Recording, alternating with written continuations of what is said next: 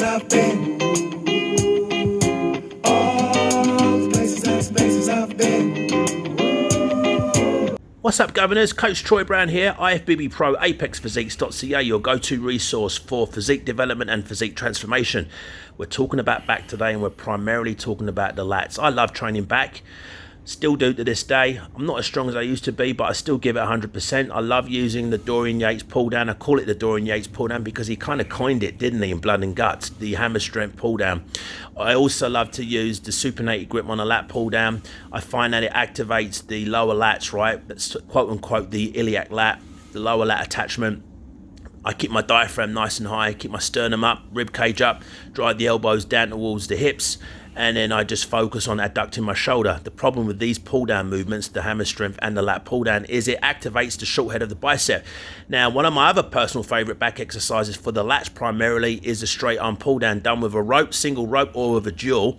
Problem is, when your arms go into extension, the triceps activate, right? In particular, the long head of the tricep, which attaches to the scapula. Now, you could use my favorite of all. The pullover is the Nautilus pullover that the late great John Meadows is using right here, but very hard to find, right? You can't find them. What would be a good alternative?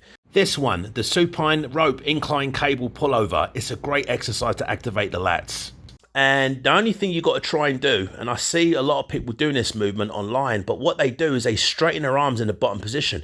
You want to maintain, look at my elbow position. They do not straighten at all. I maintain that position of my arm where I flex at the elbow and I have a tiny bend from start to finish. And then my rib cage and my sternum is up. I'm expanding rib cage and I've got a nice curvature in my spine. You will notice in the thoracic spine, I've got a nice arch in my back. Relax your traps, relax your shoulders, but maintain that position in the elbow. Do not straighten your arms in that bottom position. Otherwise, it will all go to your triceps and then maybe less activation on the lats, okay? But this is a great exercise to do to replace the Nautilus pullover. I would suggest also having your bench roughly about 50 degrees in height, okay? That seems to be the sweet spot in terms of height for the bench. I usually do about 3 sets of 10 to 12 reps here, and I use a cadence of 3, 0, 1, 2. Again, bottleneck is triceps get activation no matter what though. So what would be an exercise that will allow you to work your lats that takes the bicep and the tricep out of the equation? I think this one does the job. This is called, I actually don't even know what this is called. I actually saw a guy that I respect highly that's responsible for writing Mike Mentz's phenomenal books, John Little. He lives in Canada, not far from me actually. Great guy, great writer, understands training. And he would do this back in the 90s. He would use the ab sleeves that is responsible for you doing the leg raises, right, for the lower abs. You would use the ab sleeves and attach them to a lat pull down.